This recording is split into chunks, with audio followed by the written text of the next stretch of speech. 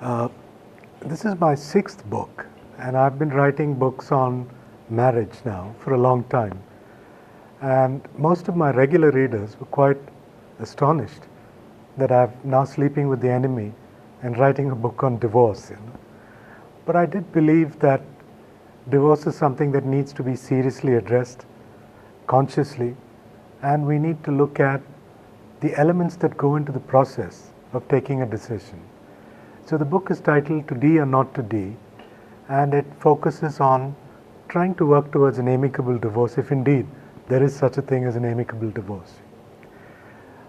Unfortunately, in recent times, there's a popular perception that people get divorced for very frivolous reasons, without really thinking about it. Very often, within the first few months of marriage, they're already wanting to file a divorce petition. While I've never believed that divorce happens for frivolous reasons, I do believe that sometimes one tends to jump the gun, to get ahead of ourselves and try and believe that we have no option but to divorce, when actually there are several other options that one could explore. So what the book focuses on is to try and understand the dynamics that are happening in our minds, which are unconscious to us when we are experiencing serious issues in the marriage, and thereby trying to help us to make a conscious, mindful, informed decision about whether divorce is the only option. So I look at the different causes of divorce. I look a little bit on the legal dimensions of divorce, but mostly I focus on life before divorce, and life after divorce.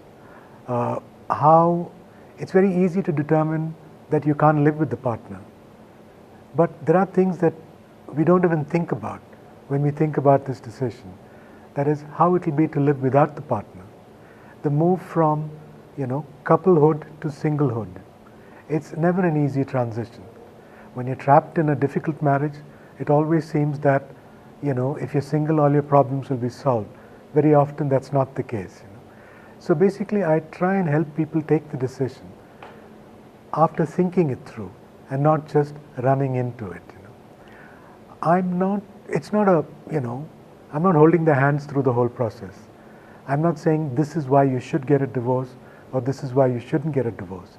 That decision has to be the individual's. But I tell them that there are things that are happening in their minds which might actually influence their decision, and to explore those before taking the final call. And to me also what is important is the collateral damage in divorce, the children. Very often children who, for no fault of theirs, are dragged into the crossfires, because you can call it friendly fire if you will, but nothing takes away from the fact that it can be very disastrous for the children. However, research has demonstrated that it's not the act of divorce, but the acrimony surrounding a divorce that has greater trauma in the minds of young children. So my whole book is the purpose is to try and reduce the acrimony and try and make it amicable if indeed they believe that the answer to the question to D or not to D is only to D. Very hard to tell, but the most common reasons in the early stages of marriage, number one is what I call premarital non-disclosure. Some key fact, key piece of information was suppressed before the marriage, like a big debt or, an illness, those kind of big things which makes the continuation of the marriage extremely difficult. The second is, an ongoing premarital relationship which refuses to go away, even after the wedding. The third are sexual anxiety, sexual concerns, sexual issues, where the marriage doesn't get consummated, and that keeps kind of dragging on for a while. And of course, there's always infidelity, which affects roughly 1/3 of all marriages. But equally, probably the most important, or I won't say the most important, the most difficult to deal with is domestic violence. And unfortunately, domestic violence, we have some excellent legislation for this. However, some people do tend to abuse those pieces of legislation just to get the man to come around to granting a divorce. See, there are two kinds of divorces. One is your no fault or mutual consent divorce, and then your contested divorce, where one person applies for a divorce and the other person contests it. Now that's where acrimony is at its peak. And in our country, only 20% of divorces are by mutual consent. The other 80 are contested divorces, which get dragged on in a court of law, sometimes as long as 5 years. So I'd say, if you ask me what are the most common causes, number 1, premarital non-disclosure, 2, sexual issues, 3, infidelity, and 4, domestic violence and cruelty. The reasons that I cited are mainly for contested divorces. If the divorce is by mutual consent, invariably it's a breakdown in communication. See, a marriage, as I see it, is built on 4 pillars: love, trust, respect, and intimacy. So a breakdown in any of these pillars results in severe stress on the marriage. Now, we are not too hot as a nation on love. If you go by the arranged marriage thing, the expectation is love will grow. Sometimes it does, sometimes it doesn't. But romantic love by itself can't be sustained, simply because it's too intense. So unless it's replaced by intimate love, the chances of a relationship going on are very difficult. If both people don't respect each other, or they don't trust each other, then obviously there are going to be serious issues. But when people make a decision to divorce by mutual consent, the response of the environment is also very, very interesting. See, in our country, we don't believe that marriage is between 2 individuals. It's between 2 families. So the 2 families get involved in this, as well as the friends. Invariably, after we get married, we have, common friends, other couple friends, or single friends, but people that the couple socializes with. Now, when the divorce gets acrimonious, the friends have to make a choice. And they won't have all the facts. Because very often it's not based on fact, but it's based on perception. Because when you hear the story of a marriage, you always hear 2 stories. There are 2 marriages in one. And both are legitimate. It's not as if their positions are very, skewed.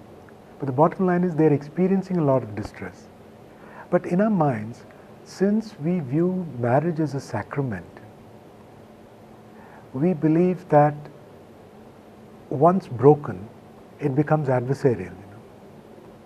And which is why friends feel they have to take sides.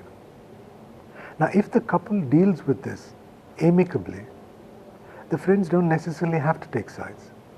The friends don't have to sit in judgment of who's right or who's wrong. Because the bottom line is, neither of them is right or neither of them is wholly wrong. The thing is that they are finding it hard to engage with each other. And rather than stay in a loveless, unhappy marriage, they're making a conscious decision.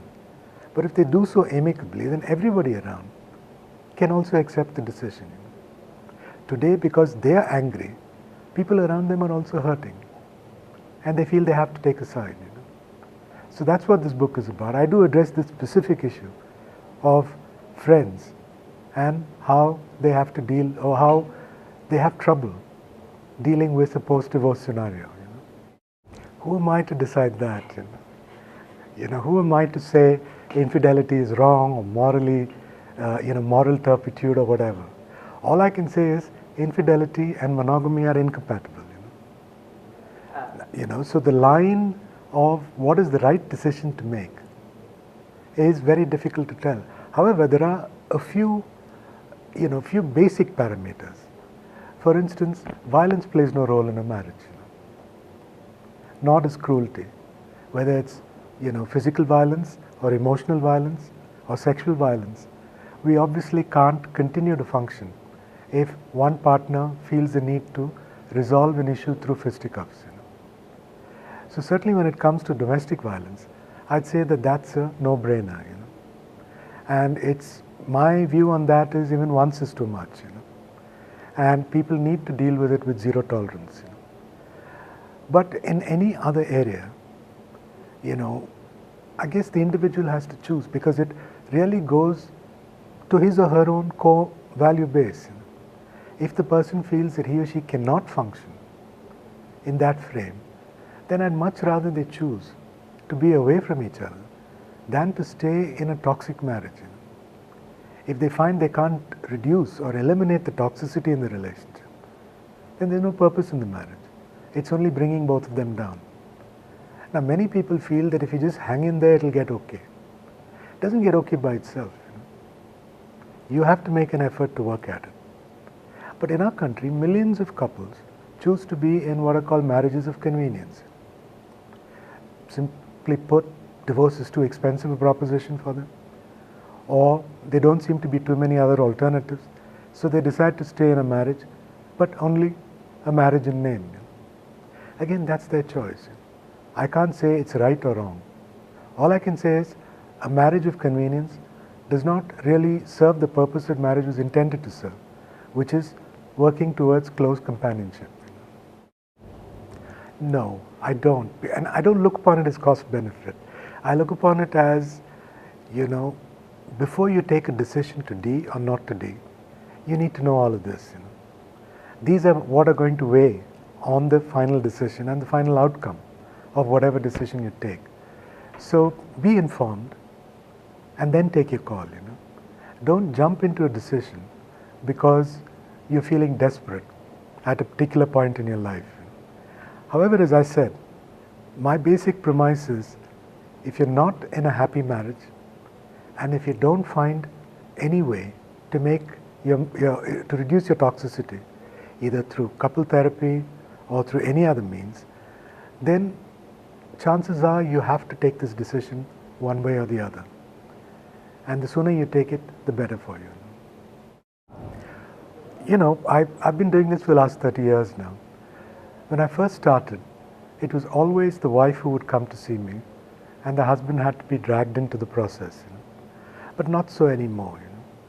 Now I find that very often young couples, their level of self-awareness is so good.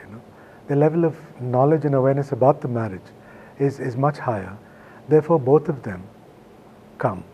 And it's not as if, they're dreadfully unhappy couples. See, I make a distinction between two kinds of couples who come to see me. Those who are seeking solutions and those who are seeking enhancement. There are some people who have a specific issue and want a solution or a way out of that. But then there are many young people today who say, look, there's nothing really wrong with my marriage. It's not as if we're yelling and screaming or fighting all the time. But somehow, something is not there. The zing isn't there. Something is missing. And therefore, can you help us work on enhancing the marriage? So the enhancement seekers are the ones who are looking for more. And I think those are the kind of people who benefit best from couple therapy. As I said, the book is not, it would be part of the self-help genre, except that it does not give you 10 steps to divorce, or 7 or even 3 steps, Basically what it does is it empowers you with all the information you need. I have reviewed the research in the field, I've spoken about the causes for divorce, the legal aspects of divorce, post-divorce scenarios. So now you have all the information with which you can take a more considered decision. And basically I believe that, while I would be very happy to wish people a happily married life, if they find that they can't be happily married, well, then the next best thing I can wish for them is an amicable divorce.